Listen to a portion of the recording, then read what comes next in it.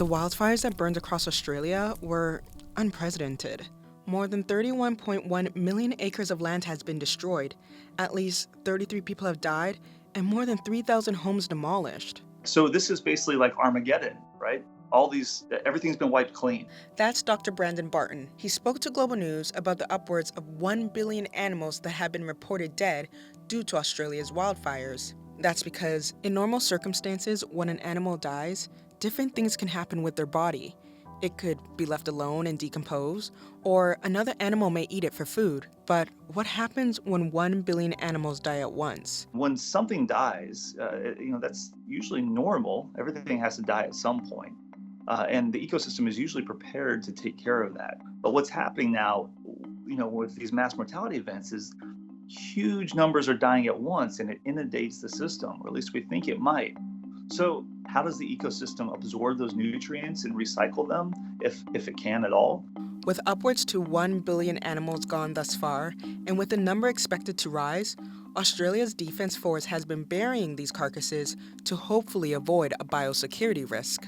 It's really biological material that is exposed to the environment and to the public.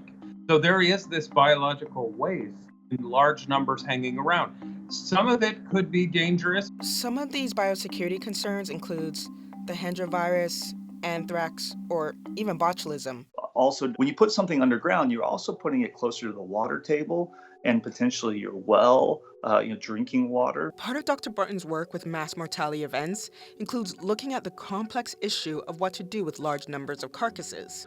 From an ecological point of view, you're basically removing part of the nutrients from from the ecosystem. Those are nutrients that should be going into other animals, supporting scavengers, and they're not. They're really important. Here's why. When you have more carcasses, it does take longer to decompose and, in a way, inundates the ecosystem.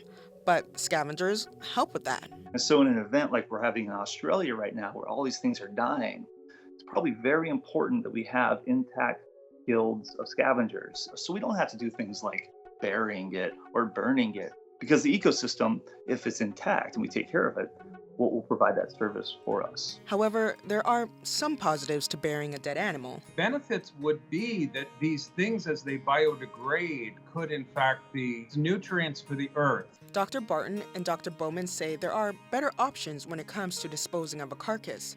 One of those methods includes composting.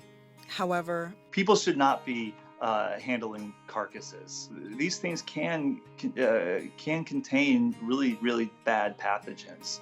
And I think this is definitely a task best left to professionals. As of now, there really doesn't seem to be a foolproof way on how to handle all of these carcasses. But one thing's for sure. These fires in Australia are just enormous.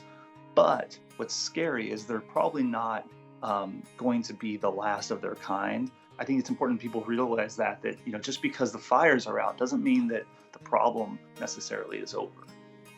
In mid-January, the Australian government pledged $50 million to wildlife and habitat recovery following the massive wildfires.